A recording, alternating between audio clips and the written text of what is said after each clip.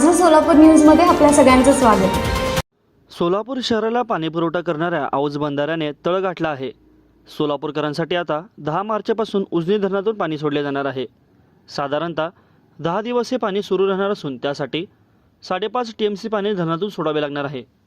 गतवर्षी सरासरीपेक्षा कमी पाऊस झाल्याने सोलापूर जिल्ह्यातील करमाळा, बार्शीमाढा, माळशिरस व सांगोला या 5 तालुक्यांमध्ये दुष्काळ जाहीर झाला असून दुसरीकडे उर्वरित सर्वच तालुक्यांमध्ये देखील तशीच चिंताजनक स्थिती आहे। जिल्ह्यातील पाणी पातळी यापूर्वी 1.25 मीटरने खाली गेली असून मार्चमध्ये उन्हाची तीव्रता वाढू लागली आहे। 2 दिवसांपासून जिल्ह्याचे तापमान 38 अंशावर गेले असून नवीन लागवड केलेली पिके या तडाख्यात माना टाकत आहेत।